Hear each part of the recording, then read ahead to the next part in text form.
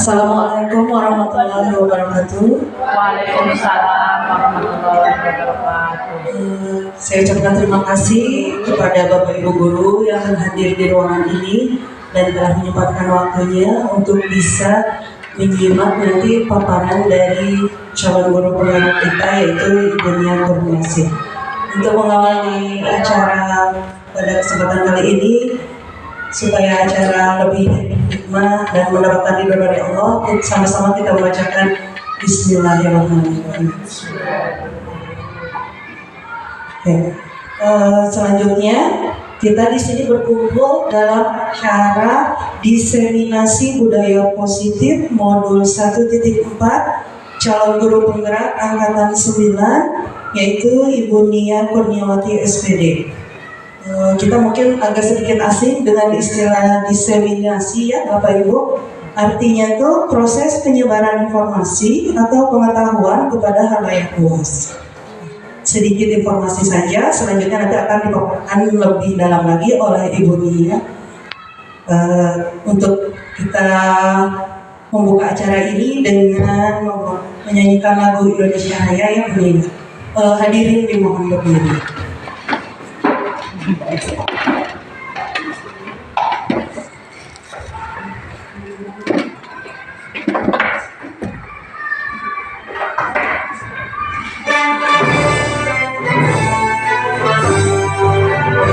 Indonesia tanah air,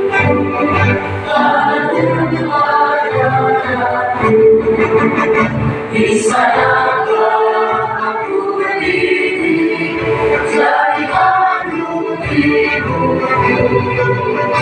Indonesia kebangsaanku, bangsa dan tanah air. Marilah kita bersatu, Indonesia bersatu. Di depan kamu, di depan negeriku, bangsaku, rakyatku semuanya. Dan berjiwakan bangga bahagia untuk Indonesia Raya. Indonesia merdeka, merdeka, tanahku, negeriku yang kucinta. Indonesia merdeka, merdeka, hiduplah Indonesia Raya. Indonesia merdeka, merdeka, tanahku, negeriku yang kucinta. Indonesia merdeka, merdeka, hiduplah Indonesia Raya. Hadirin dimohon duduk kembali. Untuk selanjutnya akan ada sambutan dari Ibu Kepala Sekolah dan Cibubur Mandiri 3 Cimahi, yaitu Ibu Nia Kurniasih SPD. Waktu dan tempat saya persilakan Ibu. Terima kasih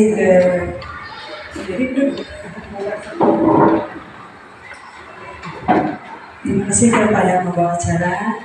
Terima kasih. Bismillahirrahmanirrahim. Assalamualaikum warahmatullahi wabarakatuh. Waalaikumsalam. Yang terhormat dan Ibu cintai dan Ibu banggakan atas hadirnya seluruh warga Cibubur Mandiri 3 dan beserta calon CGP angkatan 9. Terima kasih atas waktunya. Pada hari ini kita akan mengadakan kegiatan yaitu tentang diseminasi CGP angkatan 9. Marilah kita panjatkan puji dan syukur kehadirat Allah Subhanahu wa taala bahwa di siang pagi menjelang siang ini kita dapat berkumpul bersama dalam keadaan sehat walafiat. Semoga juga kebahagiaan kita semua pada hari ini tetap semangat, tetap bahagia, dan sholawat juga kita limpahkan kepada diri kita Nabi Muhammad SAW. Pertama-tama kita di sini mengikuti kegiatan CGP tentang diseminasi budaya positif. Terima kasih kepada yang sudah lulus CGP itu Ibu Ervi dan lagi proses mungkin sekarang Bapak Arif, Ibu Listiani untuk angkatan 10. Semoga rekan-rekannya mengikuti ya ke angkatan berikutnya, angkatan 11 ya nanti kalau ada. Ya, terima kasih juga kepada CGP angkatan 9 dalam mengadakan kegiatan diseminasi ini. Semua diadakan lancar. Apa yang dicita-citakan di sekolah ini bisa terwujud. Ibu mohonkan untuk kegiatan ini bisa kita pahami, kita laksanakan dalam keseharian kita. Pekerjaan kita yang luar biasa ini ya, untuk meningkatkan kualitas pendidikan yang ada di Cibabat Mandiri 3 khususnya dalam kondisi mahal. Dengan adanya diseminasi ini tentang budaya positif, bisa menerapkan anak-anak kita selama sekolah di kita di Cibabat Mandiri 3, dan setelah nanti lulus dari Cibabat Mandiri 3 juga anak-anak kita bisa atau ada ciri khas dari Cibabat itu apa ya, mungkin sikapnya, perilakunya dan lain sebagainya. Nanti mungkin tentang budaya positif ini diterangkan oleh Ibu Nia. Mohon disikapi dan dipahami kegiatan ini dengan baik dan benar. Terima kasih kepada Ibu dan Bapak sudah mengganggu waktunya mungkin ya dalam waktu ini. Ibu ucapkan terima kasih banyak, dan kepada Ibu CGP juga terima kasih dengan kegiatan ini sudah dilaksanakan dengan lancar dan baik. Mangga pengintan untuk itu materi dan sebagainya Ibu diberikan kepada Ibu Nia. Mohon dukungannya dari teman-teman dan rekan semua untuk bisa bekerja sama kegiatan ini. Terima kasih. Wabillahi taufiq. Assalamualaikum warahmatullahi wabarakatuh. Baik, terima kasih atas sambutannya Ibu Kepala Sekolah. Selanjutnya kita masuk ke acara inti yaitu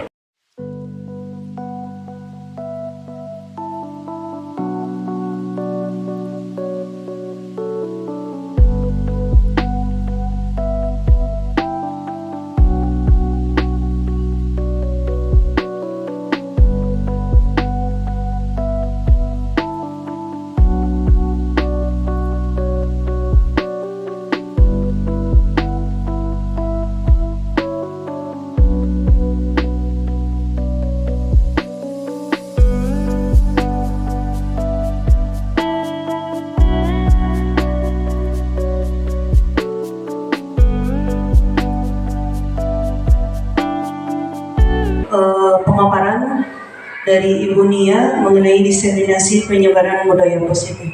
Untuk berlangsungnya acara supaya lebih kondusif, maka silahkan dikondisikan untuk handphonenya bisa digetar atau disalin saja.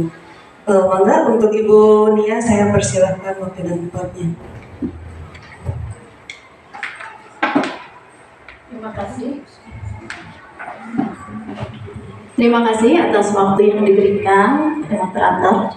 Perkenalkan dulu, saya Nia Kurniawati, bersekolah di Sekolah Dasar Negeri Cibabat Mandiri 3. Saat ini saya sedang menempuh pendidikan calon guru penggerak angkatan 9. Ya. Sebelumnya saya ucapkan terima kasih pada rekan-rekan semua yang bisa ikut hadir dalam acara diseminasi budaya positif modul 1.4 yang sudah saya pelajari selama kurang lebih 1 bulan ini. Pada kesempatan ini mungkin kita hanya sharing aja ya, tidak usah terlalu menganggap bahwa saya memberikan materi atau berbagi, tapi ini mah cuman mendiseminasikan, jadi menyebarkan pemahaman yang saya tahu. Dan bukan berarti saya lebih tahu dari teman-teman semua ya. Saya yakin teman-teman semuanya ada yang lebih tahu dari saya. Kita sharing aja ya Bapak Ibu. Nah untuk ini Yang pertama akan kita lihat adalah, saya perkenalkan dulu ya. Ini adalah Bapak Matrik Agus Prasetyo. Selama pendidikan ini saya dibimbing oleh beliau sebagai fasilitator. Kemudian Ibu Sri Wahyu Winarti MPD itu sebagai pengajar praktik saya, dan itu adalah saya sendiri. Baik, dalam budaya positif ini ada beberapa materi yang saya pelajari, ya, yaitu perubahan paradigma stimulus respon, kebutuhan dasar manusia, keyakinan kelas, konsep disiplin positif, posisi kontrol, dan segitiga restitusi. Jadi mungkin inilah materi-materi yang akan kita bahas, ya, yang akan saya sampaikan pada kesempatan hari ini. Nah, ini berkaitan dengan konsep disiplin positif. Mungkin Bapak Ibu sudah pada tahu semua dong ya, apa itu disiplin, ya. Disiplin itu kaitannya mungkin dengan aturan-aturan, dengan hukuman, dengan reward, ya, terutama kita dalam menghadapi anak. Jadi ini adalah salah satunya. Disiplin positif adalah suatu pendekatan untuk menerapkan disiplin dari dalam diri anak tanpa hukuman dan hadiah. Disiplin positif perlu diterapkan baik dalam lingkungan keluarga maupun lingkungan sekolah. Dengan menerapkan disiplin positif ini diharapkan tindak kekerasan dapat dihindari, ya. Jadi diharapkan anak-anak kita, anak-anak SDN Cibabat Mandiri 3 itu menerapkan konsep disiplinnya itu timbul dari internal dianya, ya. Jadi motivasi intrinsiknya, tidak disuruh-suruh harus disiplin, tidak gurunya sampai harus memantau gitu ya, tapi kita harapkan, kita bimbing anak-anak kita untuk bisa timbul motivasi intrinsik untuk melakukan disiplin. Disiplin itu kan banyak ya, salah satu contoh di kelas saja. Kalau ibu guru sedang menerangkan, berarti anaknya harus bagaimana? Apakah harus ngobrol? Apakah harus berhati-hati? Nah, itu semua bisa dibicarakan dengan anak-anak. Itu nanti dalam materi pembuatan dalam keyakinan kelas, ya. Ini disiplin positif ini cakupannya lebih luas, yaitu di lingkungan sekolah, yang lebih kecilnya di lingkungan kelas, gitu ya. Kemudian ini ada masih sama ya konsep disiplin, yaitu bahwa kalau saja anak-anak bisa disiplin, pasti mereka akan bisa belajar. Para guru juga berpendapat bahwa mendisiplinkan anak-anak adalah bagian yang paling menantang dari pekerjaan mereka. Ketika mendengar kata disiplin, kebanyakan orang akan menghubungkan kata disiplin dengan kata tertib, teratur, dan kepatuhan pada peraturan. Jadi kita, khususnya saya gitu ya, kalau mendengar atau melihat anak yang disiplin di kelasnya bagus, saya selalu merasa enak gitu ya, dalam menyampaikan materi enak gitu ya. Mungkin Bapak Ibu juga semuanya merasakan hal yang sama. Nah, supaya kita tidak merasa capek, terus anaknya tidak merasa terpaksa oleh kita untuk bisa disiplin di kelas maupun di lingkungan sekolah, ya kita harus mampu menimbulkan atau memunculkan motivasi intrinsik dari dalam diri anak. Jadi anak itu tidak hanya dilihat oleh gurunya, ya si ibu duduk, bunia kan suka gitu ya anak-anaknya, bunia langsung duduk. Begitu tidak ada saya, biasa lagi atau apa lagi gitu ya anak-anak. Nah itu kan kalau misalnya motivasi intrinsik untuk belajarnya sudah muncul, itu anak-anak langsung gitu ya, dengan kesadaran sendiri, tidak usah dipantau oleh gurunya, karena yang memegang kontrol itu diri kita sendiri, ya. Kita tidak bisa mengontrol anak-anak kita, termasuk saya tidak bisa mengontrol bapak dan ibu perilakunya seperti apa, gitu kan. Yang paling bisa mengontrol untuk apa yang kita lakukan adalah diri kita sendiri. Kita mau melakukan nilai-nilai universal yang mana, gitu ya. yang berkaitan dengan norma-norma keagamaan gitu ya. Pokoknya yang kebaikan-kebaikan itu dilaksanakannya harus dengan kesadaran. Berikutnya ini adalah masih konsep disiplin positif ya, untuk menghindari ketidaknyamanan atau hukuman. Jadi supaya tidak dihukum nih, supaya nyaman di kelasnya gimana ya? Anak-anak mau nyaman nggak di kelasnya misalnya? Mau Bu, nah kalau kalian mau nyaman di kelas, kalian harus bagaimana? Nah itu dirumuskan secara bersama-sama, nanti akan turunlah peraturan.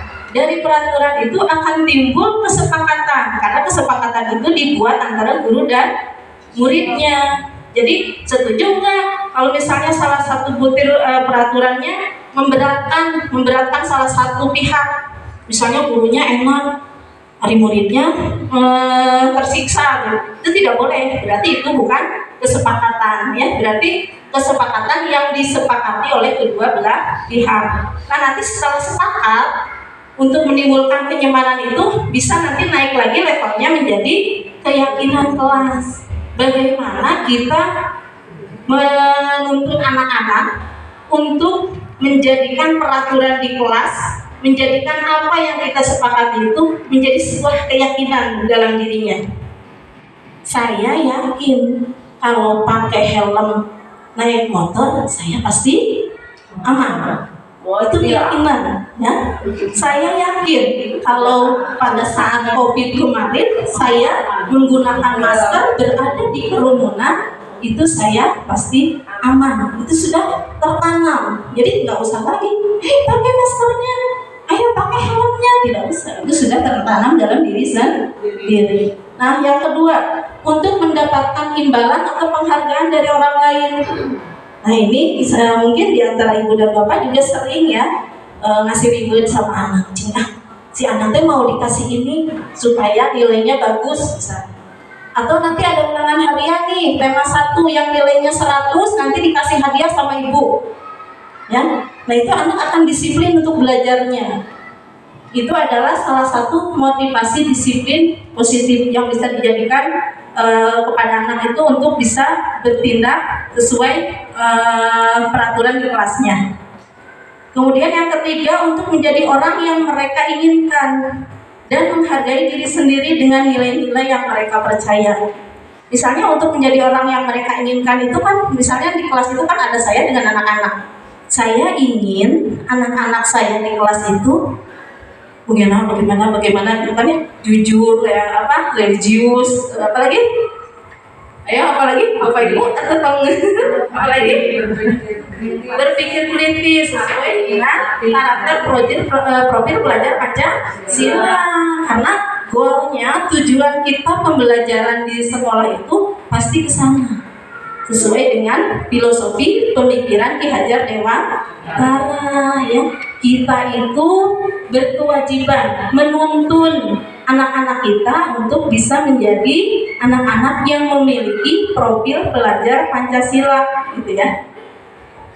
Terus ini menghargai diri sendiri dengan disiplin, itu berarti dia sudah menghargai dirinya sendiri. Otomatis kalau kita disiplin, orang lain juga akan respect terhadap kita gitu ya, dengan nilai-nilai yang mereka percaya. Misalnya bahwa kalau datang ke sekolah terlambat itu bukan nilai yang saya percaya gitu ya.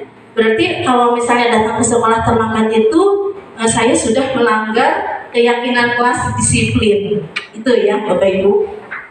Kemudian selanjutnya, tadi ada perubahan paradigma stimulus respon. Ini adalah perubahan paradigma yang dulu dengan dibandingkan dengan teori kontrol ya. Untuk membangun budaya yang positif, sekolah perlu menyediakan lingkungan yang aman dan nyaman agar murid-murid mampu berpikir, bertindak, dan mencipta dengan merdeka, mandiri, dan bertanggung jawab. Salah satu strategi yang perlu ditinjau ulang adalah bentuk disiplin yang dijalankan selama ini di sekolah-sekolah kita.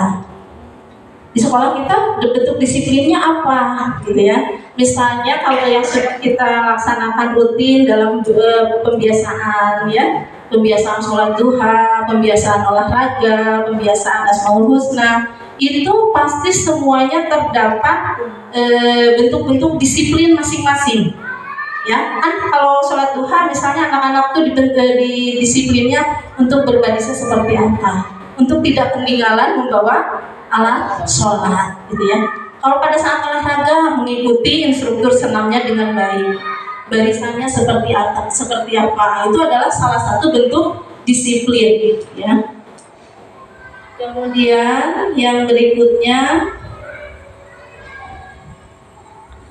nah ini stimulus respon lawan teori kontrol ya, pandangan tentang dunia. Jadi kalau stimulus respon tentang dunia itu paradigma lama ini ya, realistis ya, kebutuhan kita sama.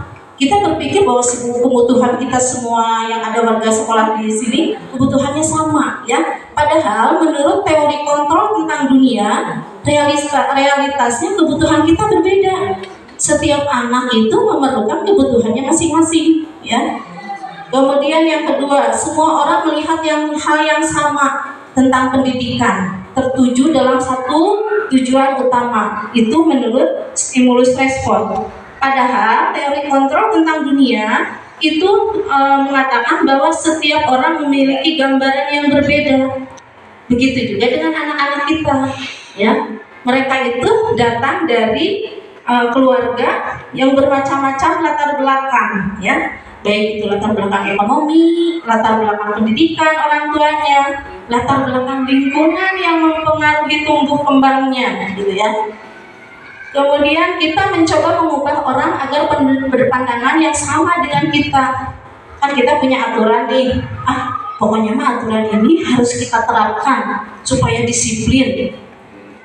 Tidak tahu orang lain itu merasa keberatan dengan aturan kita. Nah itu adalah respon yang stimulus yang lama ya, berbeda dengan paradigma baru ya.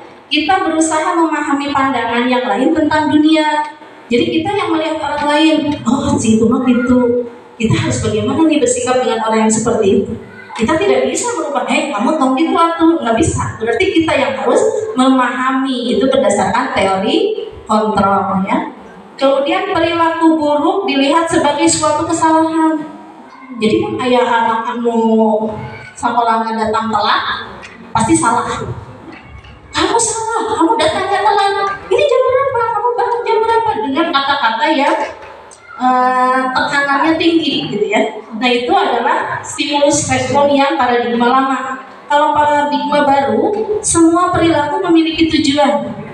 Ya, contohnya tadi misalnya anak yang datang telat, latar belakangnya apa ya?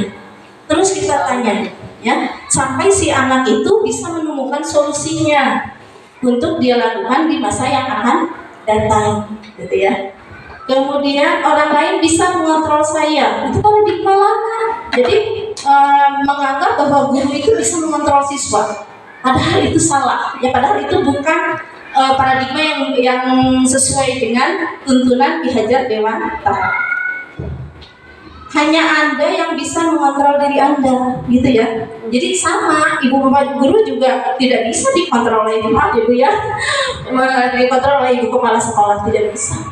Ya, yang bisa mengontrol untuk apa yang kita lakukan adalah diri kita sendiri, gitu. Punten ibu, kecuali kaitan aturan ibu ya.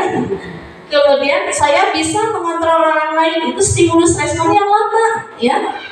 Nah, kalau yang menurut teori kontrol tentang dunia yang baru itu, Anda tidak bisa mengontrol orang lain.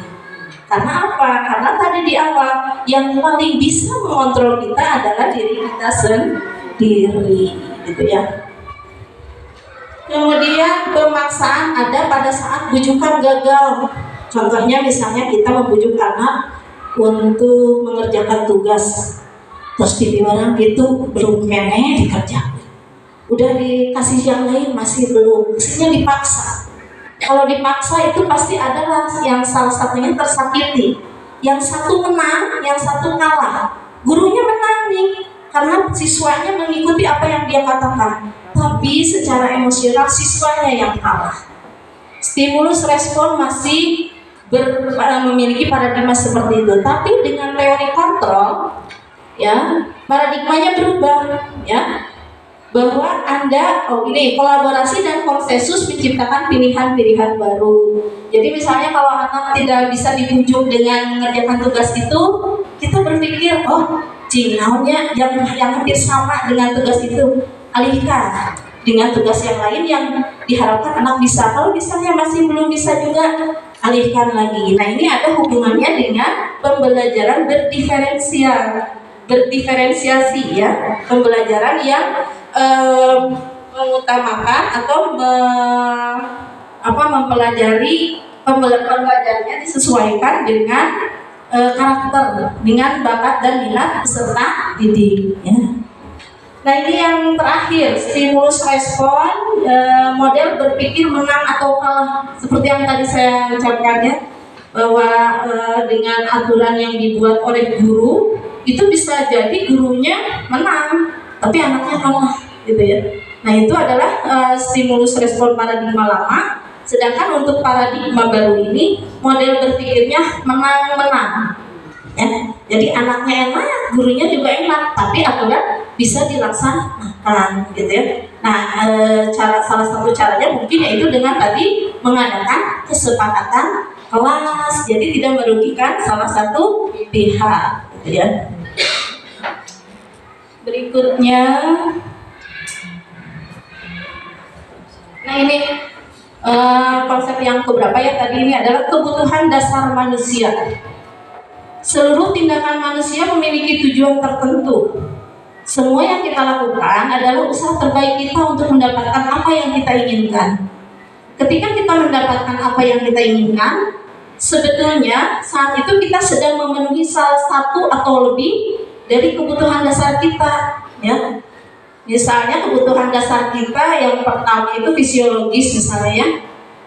Kebutuhan yang paling utama itu sandang, pangan, papan atau baju, makanan, ya, kebutuhan untuk bertahan hidup, gitu ya. Nah, nanti kesananya ada lagi, selain kebutuhan fisiologi, ada juga kebutuhan yang lain yang mencakup psikologis, gitu ya. Jadi nih, di slide berikutnya akan saya tampilkan. Ini adalah teori kebutuhan Maslow, ya.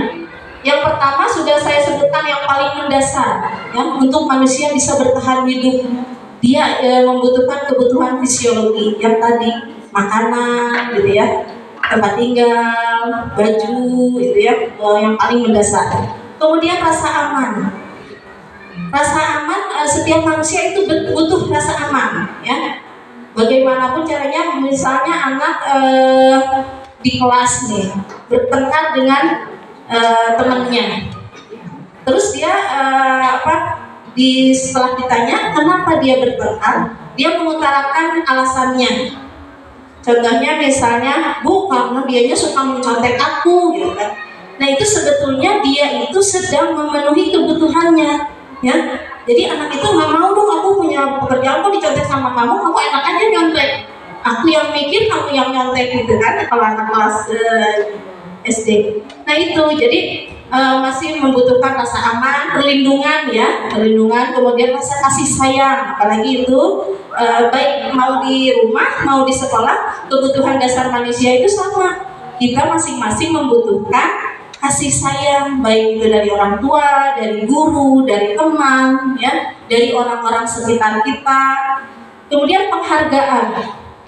Bagi anak-anak tertentu suka ada yang senang, gitu ya. Kalau misalnya nilainya bagus atau mau tampil ke depan, dikasih reward, minimal dikasih jempol, oh bagus.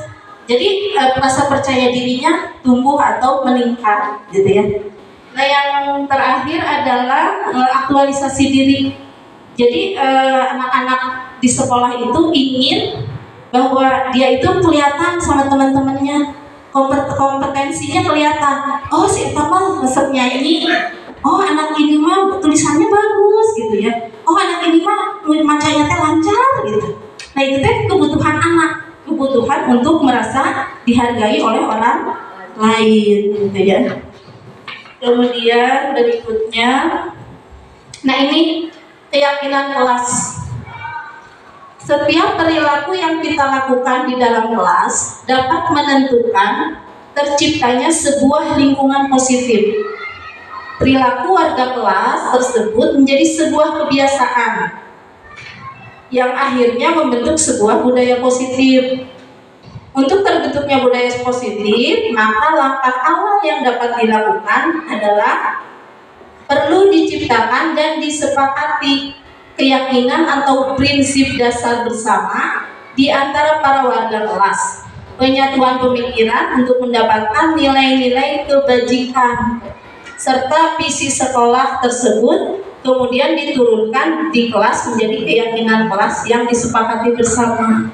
Ya, jadi seperti yang tadi sebelumnya sudah saya paparkan bahwa di kelas itu kita, kalau untuk sekarang mungkin paradigma lama ya, mempunyai peraturan. Misalnya datang ke sekolah tidak boleh terlambat, tidak berbicara kalau ibu sedang berbicara misalnya, memperhatikan guru, mendengarkan guru, itu peraturan gitu ya.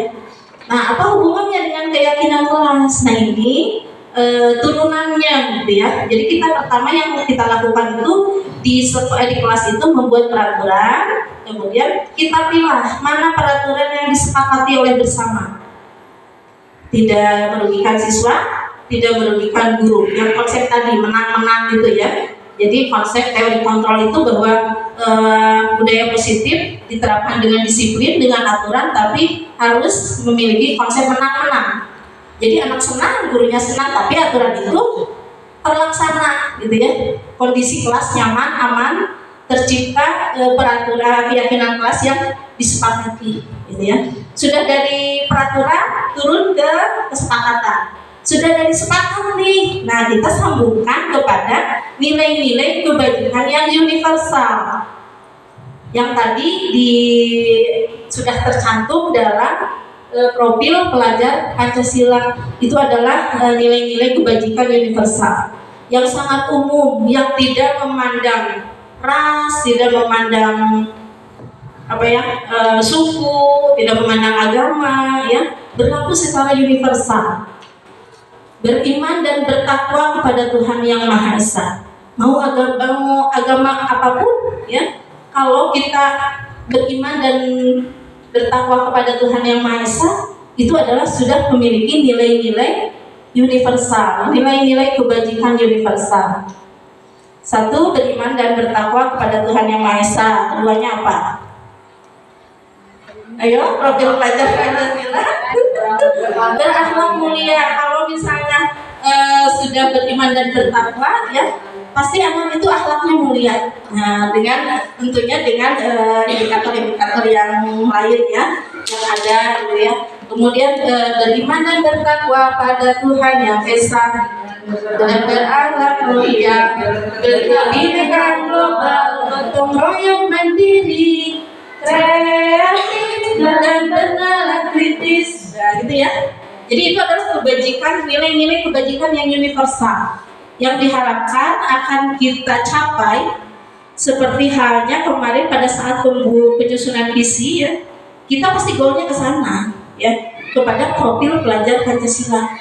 Nah, bagaimana mewujudkannya? Ada visi sekolah, kemudian untuk di kelas-kelas nih ada yang disebut dengan keyakinan kelas, kesepakatan kelas, peraturan kelas ya, dengan disusun berdasarkan paradigma, stimulus, respon, dan teori kontrol. Dibandingkan kalau kita nih masih menggunakan stimulus respon, ada respon langsung ada ininya akibatnya gitu. Tapi kalau untuk yang sekarang itu disesuaikan ya, harus disepakati bersama, harus ada konsep menang dan menang dua-duanya ya.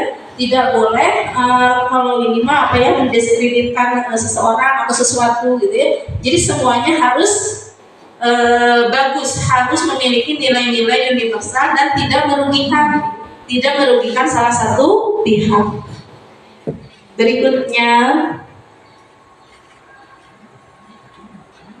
nah Ini adalah segitiga restitusi. Bagaimana kita menerapkan pemecahan masalah apabila ada kasus-kasus tertentu di kelas. Pertama yang harus kita lakukan adalah menstabilkan identitas. Jadi kalau anak yang sudah melakukan kesalahan itu identitasnya gagal, ya. Kita kembalikan dulu anak itu. Jadi jangan merasa aku jadi nggak pede, aku tuh udah salah. Nah jangan, kita kembalikan anak untuk bisa memiliki menstabilkan identitas. Jadi identitasnya dirubah. Tidak, kamu tidak salah, ibu juga sama. Kalau misalnya ada di posisi kamu, ibu juga pasti akan melakukan hal yang seperti itu. Atau dibilang bahwa kesalahan itu wajar. Kesalahan itu semua manusia juga pernah salah. Tidak ada manusia yang tidak pernah salah. Itu adalah menstabilkan identitas, menimbulkan rasa percaya diri anak bahwa dengan kesalahan dia tidak merasa kecil hati gitu ya, tidak merasa aku salah. Enggak merasa begitu, karena gurunya mampu meningkatkan lagi rasa percaya dirinya dan mengembalikan identitas gagalnya menjadi identitas yang sukses gitu ya. Kemudian yang kedua adalah validasi tindakan yang salah. Anak harus tahu bahwa apa yang dia lakukan itu salah, gitu ya. Tapi anak juga kan punya alasan. Ibu kan saya alasannya ini, Bu. Atau kita tanya dulu, kenapa sih kamu kok mau berbuat seperti itu? Misalnya. Terus anak mengutarakan alasannya. Oh iya, ibu paham alasan kamu seperti itu. Mau diulangi enggak? Misalnya contohnya ke anak. Enggak, katanya. Kata anaknya tembak. Nah bagus. Sekarang kalau kamu sudah tahu nih bahwa perbuatan kamu salah. Tapi kamu juga nggak apa-apa berbuat salah, itu manusiawi. Nah, kedepannya apa yang akan kamu lakukan? Ini yang paling penting. Jadi dengan kesalahannya, anak bisa menemukan solusinya sendiri. Berpikir apa ya Bu ya, misalnya. Tadi misalnya karena datang terlambat, jadi ke sekolah karena main HP di rumah, misalnya bangunnya kesiangan, terus datang ke sekolahnya terlambat. Apa solusinya, Cik? Jangan dari kita, jangan dari gurunya kalau solusinya. Lempar lagi ke anak. So, kira-kira kamu tadi sudah melanggar kesepakatan kelas yang mana? Misalnya, iya Bu, aku tidak disiplin datang ke sekolahnya telat, misalnya gitu. Nah, kalau udah seperti itu, bagusnya enggak Bu, misalnya kata anak teh. Nah, kalau sudah gitu, apa yang akan kamu lakukan supaya kamu tidak telat datang ke sekolah, misalnya gitu. Berpikir anak teh. Ada misalnya, Bu, aku nanti main HP-nya mau sampai jam 7 aja misalnya. Nah, itu adalah solusi dari anak sendiri. Kalau tumbuhnya itu dari anak sendiri, masa sih tidak dilaksanakan? Itu kan udah keinginan kamu sendiri, bukan keinginan ibu, gitu ya. Jadi itu yang disebut dengan restitusi, ya. Ini adalah menanyakan keyakinan tadi untuk yang keyakinan yang dilanggarnya apa. Validasi tindakan yang salah itu anak tuh harus tahu bahwa yang dia lakukan itu salah. Kemudian yang menstabilkan identitas mengatakan bahwa semua orang pasti pernah salah. Bukan cuma kamu saja yang pernah salah, tenang, ibu juga pernah salah gitu ya. Tapi yang paling utama adalah kita harus berani untuk berubah, untuk merubah kesalahan tadi supaya tidak terulang di masa yang akan datang, dan itu menjadi karakter kamu gitu ya. Apalagi sekolah di SD ini kan lama ya, 6 tahun. Jadi kalau setiap masalah ada kasus di kelas kita selesaikan dengan cara seperti ini, maka keluaran atau alumni sekolah Ciboban Mandiri 3 insya Allah memiliki karakter anak-anak yang unggul, anak-anak yang memiliki karakter nilai-nilai kebajikan universal yang tercantum dalam profil belajar Pancasila gitu ya. Kemudian selanjutnya ini ada, nah ini posisi kontrol ini ada di guru ya. Ini masih perpaduan ini antara yang lama dengan yang baru. Mungkin sekarang sudah banyak sekolah yang menerapkan ya. Posisi kontrol guru itu ada 5. Yang satu adalah penghukum, yang kedua pembuat merasa bersalah, yang ketiga teman, yang keempat memantau, yang kelima manajer ya. Yang ke-1 penghukum. Biasanya penghukum ini guru langsung menghakimi siswa. Kamu salah, kamu telat datangnya, misalnya kamu terlambat, kamu marah itu, kamu gini, misalnya hukumannya keliling di lapang berapa keliling, misalnya. Itu adalah guru yang memiliki posisi kontrol sebagai penghukum, ya. Kemudian ya ini yang untuk penghukum biasanya fisik, ya, hukumannya hukuman fisik. Kalau yang kedua, pembuat merasa bersalah. Jadi guru yang apabila ada kasus anaknya itu dibuat dengan pernyataannya bahwa seolah-olah anakku, aku teh iya aku teh salah gitu, ya. Jadi pembuat rasa bersalah mah kata-katanya teh lembut, misalnya kamu mah tuh gitu deh misalnya. Nah itu teh berdampak sama anak, aku teh jadi dipikir si ibu dimarahin, atau membuat saya juga terus terang pernah melakukan posisi kontrol sebagai pembuat merasa bersalah. Pada saat anak-anak ribut atau apa, saya suka pernah berdalih bahwa nanti ibu nanti ibu dimarahin sama ibu kepala sekolah. Jadi anak-anak nanti Bunia dimarahin, sudah pernah seperti itu, ya. Nah ini adalah introspeksi buat saya gitu, ya. Jadi untuk posisi kontrol guru sebagai pembuat merasa bersalah juga ini mungkin kayaknya bisa kita kurangi, ya. Kalau yang ketiga adalah posisi kontrol teman. Jadi untuk merubah kesalahan yang dilakukan oleh anak itu bisa menegur dengan cara kita sebagai temannya. Misalnya dengan bahasa-bahasa yang kayak teman aja, yuk kerjain yuk kita baca atau kerjakan. Jadi anak itu tidak merasa disuruh, tidak merasa ada paksaan, ya, tapi kita bersama-sama.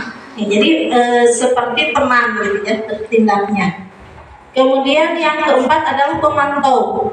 Kalau yang pemantau ini guru yang menerapkan aturan-aturan di kelas hanya memantau.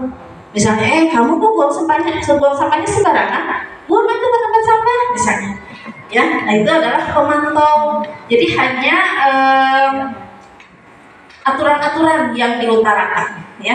Jadi saklek gitu. Kalau aturan misalnya nggak boleh ngomong, penggandeng, dengerin ibu, misalnya. Itu adalah posisi kontrol sebagai pemantau dalam menerapkan disiplin terhadap anak. Nah yang kelima adalah manajer. Manajer ini hubungannya dengan yang tadi restitusi, ya. Jadi posisi manajer ini adalah posisi yang paling bagus untuk dilaksanakan guru di kelas, ya. Dia jadi cuma melihat anak itu, misalnya anak itu salah, diajak komunikasi seperti segitiga restitusi yang tadi. Nah, hanya mengarahkan, yang mengambil keputusan untuk kedepannya bukan dia hanya mengarahkan anak untuk bisa mengambil keputusan untuk kedepannya seperti apa. Itu adalah posisi manajer, gitu, ya. Mungkin ini ada tayangan sebagai contoh penerapan segitiga restitusi yang sudah saya laksanakan di kelas. Apa ya? Tadi ibu mendengar dari kelas katanya kenapa?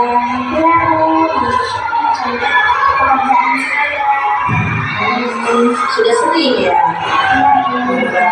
Kalau begitu ibu juga wajar kalau adanya marahnya, ibu juga sama. Kalau ibu ada dalam kondisi kamu, ibu juga pasti apa yang kamu lakukan sama teman kamu? Saya tadi marah ibu sendiri dan bilang mau berteman lagi dengan Aisyah. Oh begitu. Kamu punya alasan kan sama ibu begitu? Iya bu. Saya sudah cukup sedangkan tulis itu sebab Indonesia.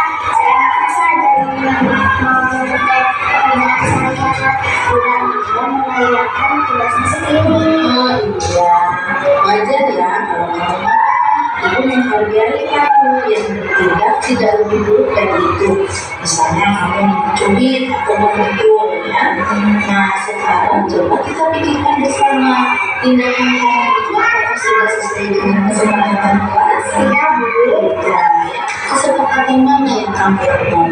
Saya menghormati dan mengenali anak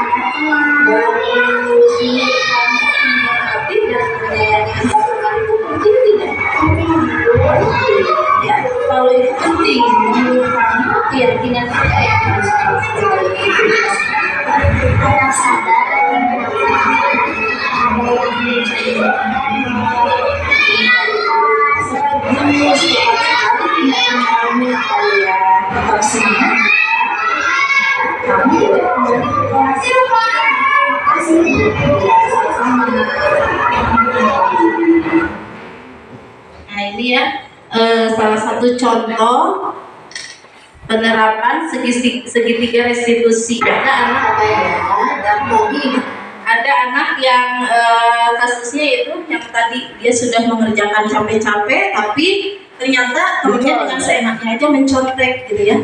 Tapi dia juga sudah menemukan solusi untuk kedepannya akan seperti apa, dipandu oleh guru dengan menggunakan segitiga restitusi dengan tahapan menstabilkan identitas ya, kemudian validasi tindakan yang salah dan meyakini menanyakan keyakinan kelas gitu ya. Ini untuk yang laki-lakinya ada juga nih. Ini kesepakatan yang dilakukan adalah disiplin.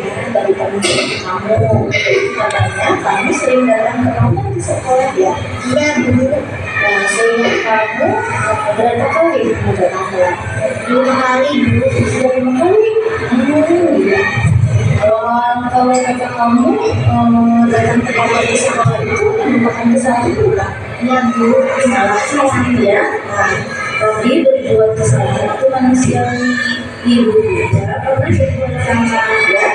Yang terpenting kita belajar dari kesalahan tersebut dan berusaha memperbaikinya dan tidak mengulanginya ya. Baik, sekarang Kenzi kita akan coba cari solusinya.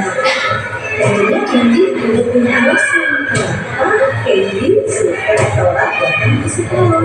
Saya selalu main HP sampai malam dan suka menjadi korban siapa.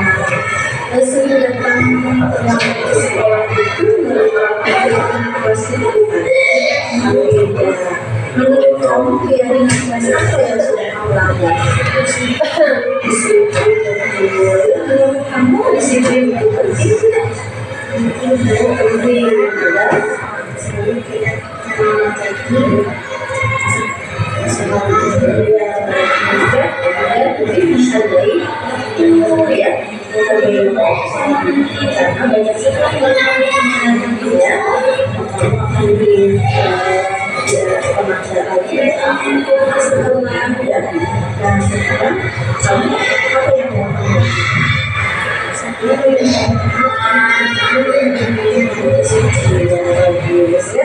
ini adalah solusi ya. Jadi anak menemukan solusinya sendiri untuk dilaksanakan ke depannya. tidak melakukan hal yang sama lagi ya. Apa menurut kamu apa yang kamu lakukan untuk memperbaiki kesalahan kamu? Saya tidak begitu bagus ya. Kamu sudah menemukan solusinya ya. Ibu akan berkoordinasi dengan orang tua kamu supaya kamu juga kedepannya tidak pernah telat lagi untuk datang ke sekolah. Ya Bu, sekarang kamu boleh langsung ke sekolah ke kelas ya. Nah itu ya. Jadi untuk menumbuhkan budaya disiplin anak ya. Itu perlu juga koordinasi dengan orang tua selain kita sebagai gurunya. Guru, warga sekolah, murid semuanya didukung oleh orang tua di rumah. Jadi itu akan tercipta kolaborasi yang bagus dan insya Allah dapat menumbuhkan karakter yang bagus juga terhadap anak. Jangan timpang di kelas atau di sekolah kita mengajarkannya A misalnya, sedangkan orang tua di rumah mengajarkannya B, itu tidak akan mendapatkan hasil yang maksimal gitu ya. Mungkin itu saja.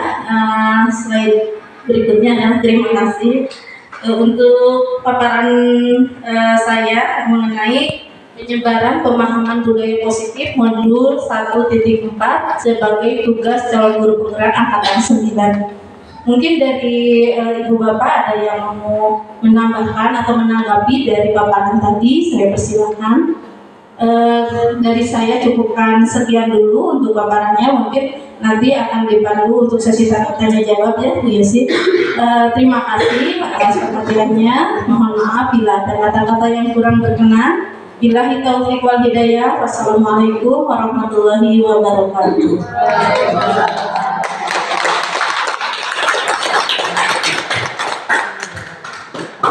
Terima kasih kepada Ibu Nia yang sudah paparkan materinya. sungguh sangat menambah wawasan dan pengetahuan kita semua ya Bapak Ibu, dan semoga nilai-nilai baiknya bisa diterapkan di sekolah kita. Dan kedepannya mungkin lebih memotivasi kita yang belum ikut calon guru penggerak nih Bu ya, supaya sekolah kita banyak memiliki calon guru penggerak ya. Untuk selanjutnya akan kita buka sesi tanya jawab, atau boleh juga masukannya mungkin Ibu ya, atau tanggapan. Kami persilakan barangkali mengikuti atau memberikan pertanyaan.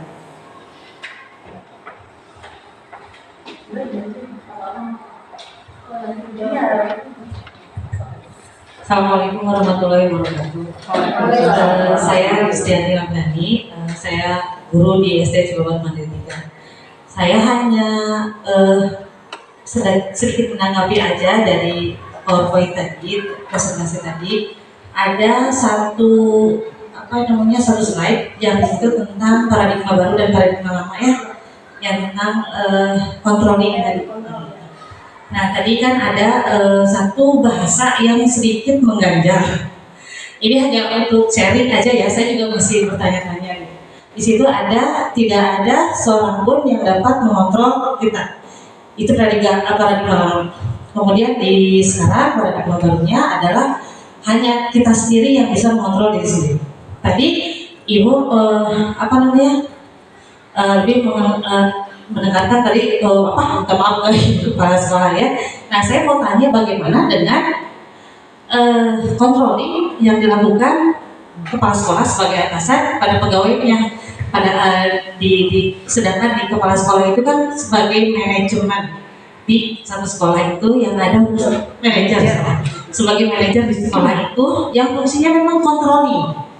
Ada aturan yang harus diterapkan untuk pegawainya sebagai aturan dari atasannya juga. Bagaimana dengan itu? Apabila maksudnya gitu tadi yang bahasa itu aja, bahwa yang bisa mengontrol diri sendiri adalah kita sendiri.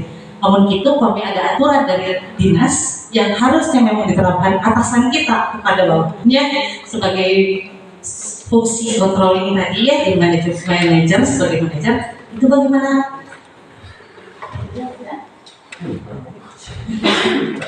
Mungkin langsung aja ya. Jadi memang di sini adalah posisi kepala sekolah itu sebagai manajer ya. Jadi posisi guru yang tadi sebagai manajer itu juga sama mungkin ya. Jadi kan guru menerapkan aturan ke anak itu mungkin sama dengan kepala sekolah menerapkan ke guru gitu ya. Jadi yang posisi yang paling bagus untuk dilaksanakan yaitu posisi manajer ya. Berkaitan dengan tadi bahwa yang paling bisa mengontrol itu diri kita sendiri. Memang ya, gini maksudnya, sudah dikontrol sama manajer nih, tapi tetap saja kalau motivasi intrinsiknya tidak muncul, itu tidak akan dilaksanakan gitu ya. Jadi kontrol diri itu kaitannya dengan motivasi intrinsik atau motivasi internal. Kalau yang berkaitan dengan manajer yang dilaksanakan oleh kepala sekolah itu adalah motivasi eksternal gitu ya. Dari luar didorong, dipush, dikasih tahu, diatur harus begini. Tetap saja kalau motivasi intrinsiknya tidak muncul, itu mungkin tidak akan terwujud nilai-nilai kebajikannya. Mungkin itu yang bisa saya sampaikan, yang bisa saya tambahkan. Mungkin PRT bisa menambahkan.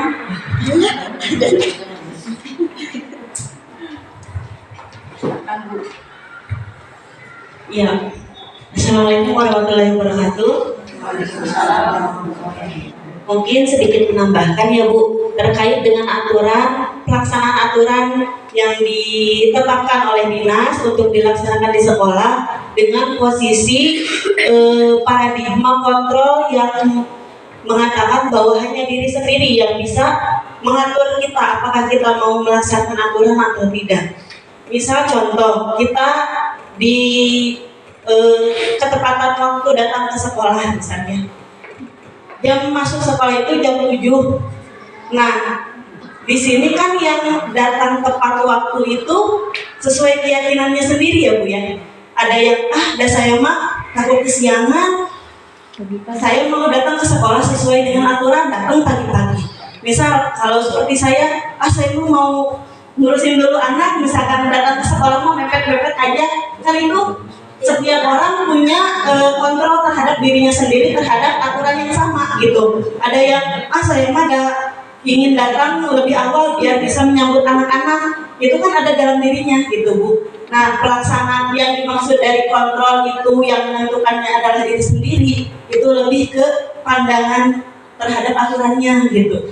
Nah, di sini kenapa ada keyakinan kelas? Nah, berarti kan kalau misalkan untuk guru-guru mungkin keyakinan sekolah ya gitu ya terhadap aturan itu. Nah, di sini posisi kepala sekolah bagaimana menjadikan aturan itu sebagai sebuah keyakinan. Nah, gitu Bu. Nah, kalau udah jadi keyakinan, maka mungkin semuanya dalam dirinya akan lebih akan lebih mengorientasikan saya ini sudah disumpah, misalkan itu kewajiban saya akan datang apa yang lebih diprioritaskan, dan itu muncul dari dirinya sendiri. Nah, dari situ makanya memang untuk budaya positif ini sangat menghindari hadiah dan teguran. Kenapa? Hadiah itu akan membuat orang ketergantungan dengan hadiah itu. Saat hadiahnya hilang, kalau misalkan nggak muncul intrinsiknya, ya akan hilang juga kesadarannya gitu. Maka Pak Arif akan hilang. Menanggapi saya. Baik, bismillah. Ini hanya sekedar tanggapan saja ya dari saya. Ini terkait dengan budaya positif. Kira kemana?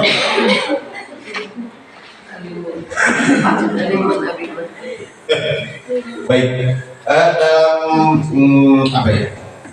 terkait dengan budaya positif ini tentu saja sebetulnya apa yang disampaikan oleh Bu Nia dan Bu Elvi sebagai guru penggerak, bukan lagi calon kalau Bu Elvi, tapi kalau Bu Nia masih calon guru penggerak, dan ini embrio calon guru penggerak ya, yang mau tidak mau kita sama-sama sambil belajar, dan nanti juga posisi Bu Nia juga akan berganti dengan Bu Evi, Bu Dina, dan lain sebagainya. Ini juga merupakan budaya positif, hal yang seperti ini yang sedang kita laksanakan, diseminasi yang disampaikan oleh Bu Nia, ini merupakan budaya positif juga. Dengan Ibu dan Bapak hadir datang ke sini, ini juga budaya positif. Cuman maksud saya begini, saya hanya sekedar menanggapi saja apa yang menjadi teorikal yang sudah disampaikan oleh Bu Nia, dan mungkin saja ini juga disampaikan oleh para pengajar praktik maupun oleh fasilitator. Hanya begini Bu Elvi, bahwa kita juga harus mengetahui mau bagaimanapun juga terkait dengan keyakinan kelas, lalu kemudian aturan, controlling dan lain sebagainya. Ini mau tidak mau juga kita harus merujuk kepada aturan-aturan yang sudah ditetapkan. Karena mau bagaimanapun juga dulu saat zaman Nabi Muhammad SAW hijrah dari Mekah ke Madinah, lalu kemudian di Madinah beliau membuat satu piagam yang harus dijunjung tinggi oleh seluruh warga masyarakat Madinah, karena warga masyarakat Madinah itu bukan hanya Muslim saja, di sana juga ada Yahudi, ada Kristen, lalu kemudian ada kafir Quraisy dan lain sebagainya masih ada di situ. Ada yang ikut hadir ke Madinah. Lalu kemudian Nabi Muhammad membuat satu produk hukum namanya piagam Madinah.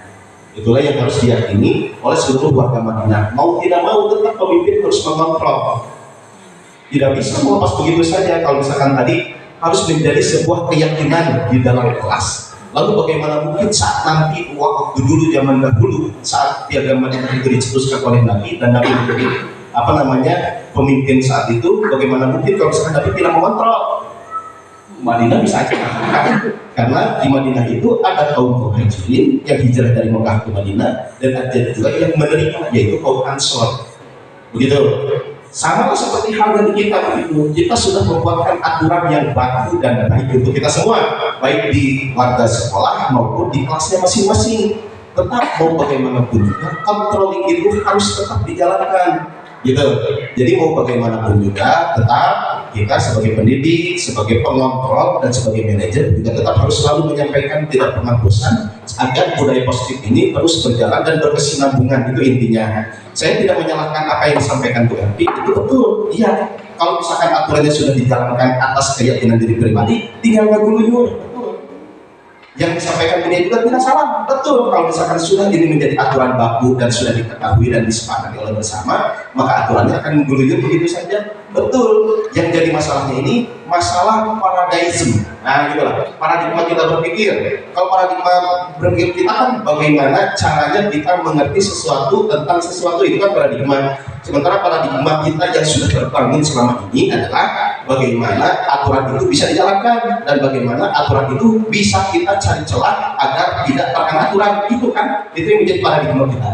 Nah, makanya bagus diseminasi dengan budaya positif ini. Akhirnya pada titik terakhirnya apa yang tadi yang menjadi pertanyaan Bu Isti tetap tidak juga salah, karena mau bagaimanapun juga controlling dari atasan itu harus tetap kuat, dan begitu pula controlling dari guru kelas kepada muridnya juga tetap harus kuat, karena biar keyakinan terhadap aturan yang sudah disepakati itu menjadi lebih kuat lagi, dan ibu bapak guru tinggal tangannya saja, anak-anak sudah menjalani keyakinannya sendiri dengan aturan yang sudah kita sepakati.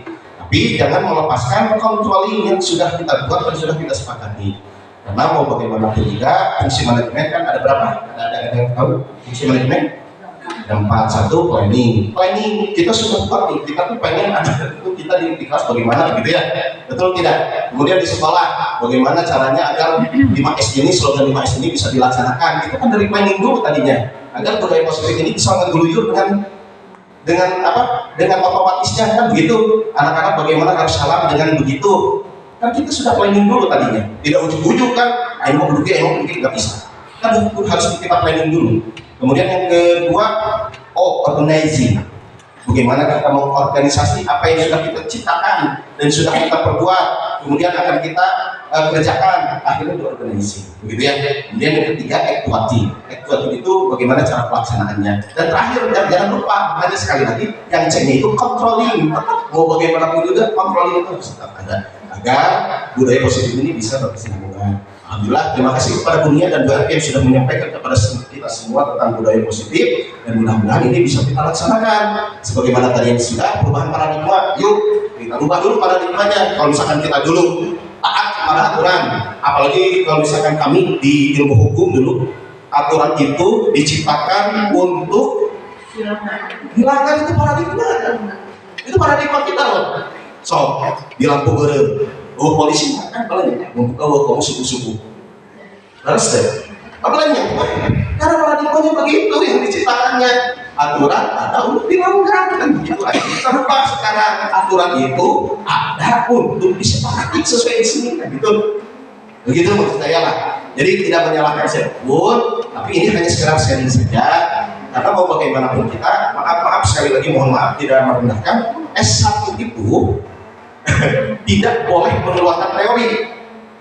S2 hanya menerima teori, S3 baru boleh mengeluarkan teori. Tidak boleh kita mengeluarkan teori apapun, gitu ya.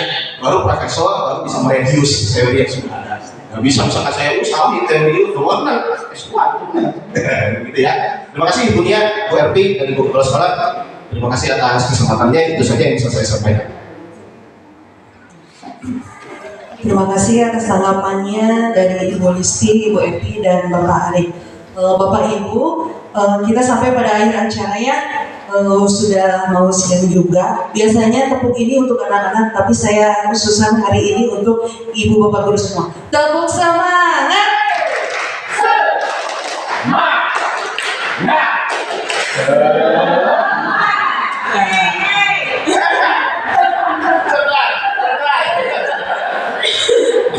Baik Bapak Ibu ya, terima kasih sharingnya hari ini kepada Bunia. Semoga CGP-nya lancar dan lulus sesuai harapan, dan kita semua termotivasi ya atas pemaparan Ibu Nia hari ini, dan kita semua mendapatkan manfaatnya dari ilmu-ilmu yang disampaikan. Terima kasih pada Bapak Ibu Guru semua yang sudah berkenan hadir. Semoga setiap waktu dan langkahnya menjadikan pahala bagi Bapak Ibu semua. Amin.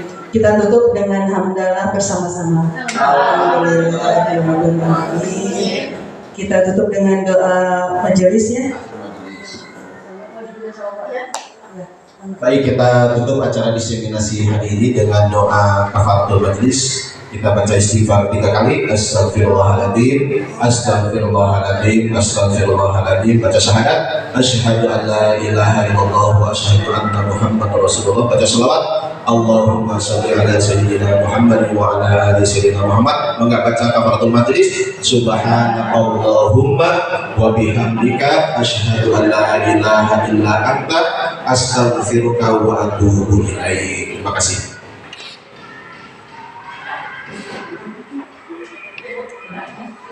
Terima kasih semuanya. Apa ya?